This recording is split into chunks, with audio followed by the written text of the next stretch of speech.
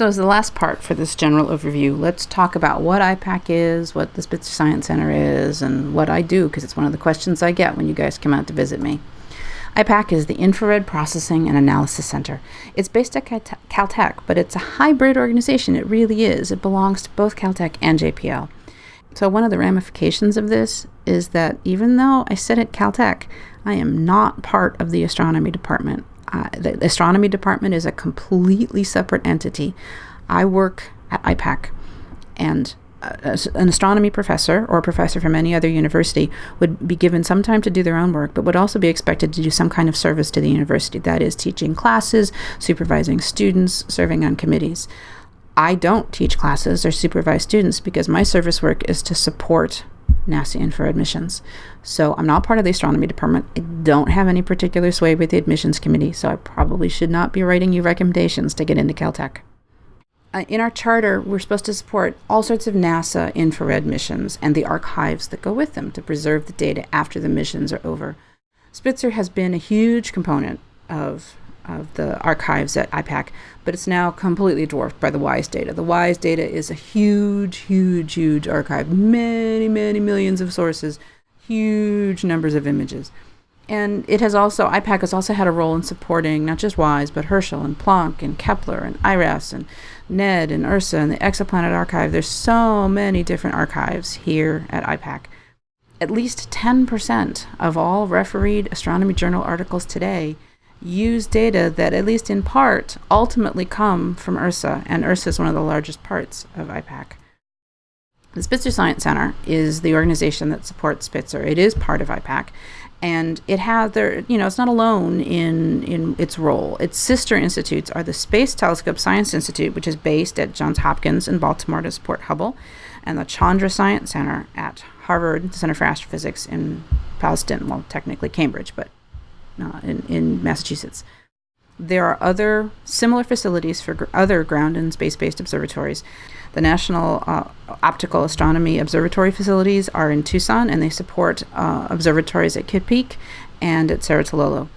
And of the space-based observatories, really only the great observatories has support centers this large. There are other space-based telescopes that are smaller, but the support groups usually are based at universities as opposed to government facilities. So WISE, and for that matter IRAS, surveyed the entire sky. And the WISE support staff, I'm not part of the WISE support staff, but the WISE support staff look after the telescope, they process the data, and they support researchers working with the archive. Spitzer, in contrast, points only where we tell it to point. And so one of the roles of the Spitzer support staff not only is to look after the telescope, process the data, and all the rest of it, we also have to run the process of deciding where to look and tell it where to look, and then process the data and support the researchers who are working with the archive. So what does the Spitzer Science Center do? Lots of things. We operate the spacecraft. If something strange happens, we help the spacecraft recover because it's basically an autonomous robot. And we only talk to it, once a day or once every couple of days. So, when we realize it's in trouble, then we help the spacecraft recover and resume normal operations. We write a ton of documentation so the astronomers know what Spitzer can do and how to prepare their observations. We run the proposal calls. Astronomers propose to use Spitzer approximately annually. Astronomers ask for more than 5 times as much time as there is available in general, more than that in the most recent calls. A group of about 100 astronomers looks through all the proposals and decide who gets time and who doesn't.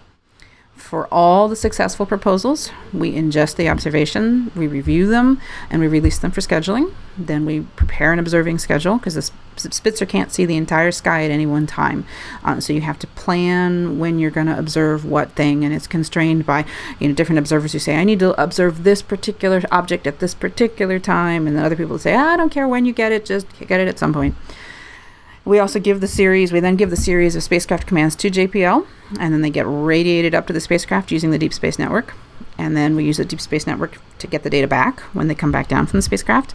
We process the data through the pipelines that are written and maintained here at the Spitzer Science Center.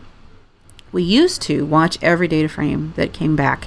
We just don't have those kinds of resources anymore. So we only spot check things, make sure things are doing things are behaving well. And in general, knock on wood, the spacecraft has been really well behaved. We provide the data to the astronomers. We provide documentation to help them process their data. We help them get good media coverage for all their good results. We used to have a big educational component. We no longer do, but that was part of the original mission. And I'm sure there's other things that we do that I've forgotten. And then, the cycle starts again. We have to call for more observations. What do I do? I have at least 4 different jobs. I'm on the org chart many times. One of my jobs is I work for the Spitzer Community Affairs team, and that's part of the science user support team for Spitzer. We interact with the astronomical community as opposed to the general public, and we basically run the proposal calls and things like that. I'm also the Spitzer archive scientist, so I work with the programmers and the astronomers to make the final archive as useful and as good as it can possibly be. As part of that job, I also work for the Infrared Science Archive, and I help develop and update many other IRSA archives and resources. I'm also the archive scientist for the Las Cumbres Observatory Global Telescope Network. I'm also the NITARP director. I used to just do the teacher program on a volunteer basis, but I'm now the director for it, and I do get paid for it. I'm also paid to do scientific research, so doing science is explicitly part of my job, and I'm held to account. I have to every year say this is what I've accomplished. I go to conferences, I write proposals, I go on observing runs to ground-based telescopes, I submit observations for space-based telescopes, I reduce the data I get back, and I write papers. Just for the record, no professional astronomer spends every night or nearly every night sitting at a telescope, ground-based or otherwise.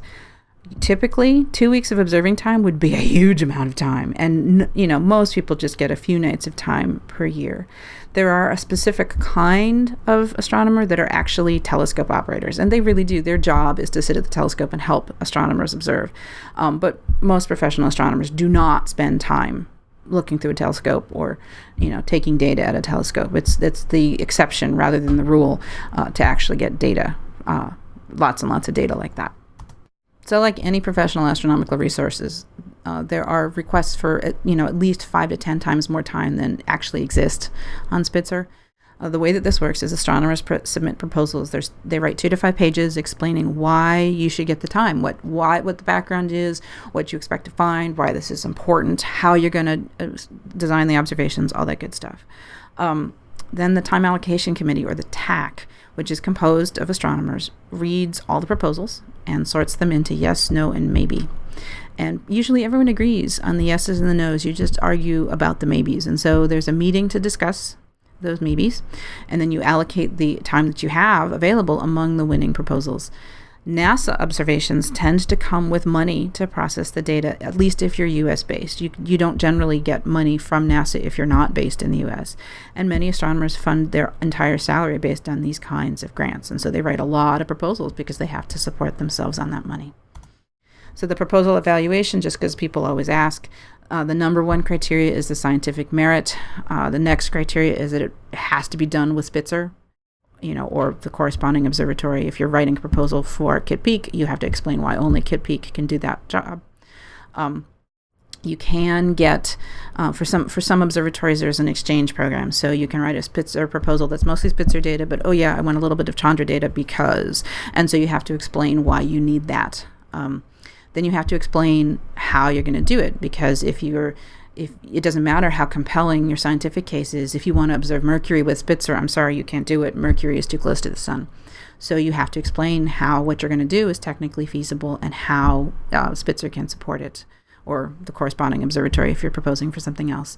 And you have to prove that you know what you're talking about. You have to prove that if you get the data, that you're going to write a paper, it's not going to go into a void. The archives of data matter a lot, because once you put in the time and money invested to get those data, we don't want to lose all the data. If you have science fair experience, you may have been told that you have to get new data. That is not at all true in reality.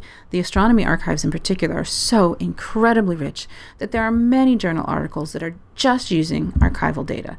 It does have to be new work. You can't repeat somebody's previous project identically. You have to do something new. But working on old data, totally fine. And if you need support explaining that to the powers that be at home, let me know. But remember, of course, the NITAR project should not be used exactly for science fairs, because it's the work of the entire group. In the context of astronomical archives, if you don't make the data easy to get and use, then people won't use it. So that's really important to make sure you have really good tools, not just keep the data, but have really good tools for it. For example, there's one archive in Europe that has a lot of really dedicated, devoted users who really like their interface. And that archive just absorbed the entire WISE catalog, and they serve it through there. And people who like that interface get the data through there as opposed to through IRSA. Now, data curation. It's something that not a lot of people think about, but you may already have some insight into this if you have a large number of digital photos on your computer at home. The questions that you might have encountered were, okay, I've got these pictures taken on this date. Oh, wait, were they taken on that date, or were they just unloaded from the disk on that date? Wait, where did these data come from? Wait, whose camera was it? Was it mine? Was it my husband's? It has a different numbering system. What order were they taken in? Did I remember to unload this disk or that disk or the photos off of this phone? And then, oh no, the disk failed. Did I back everything up? Or I got a virus, and the virus is going through and encrypting all of my photos.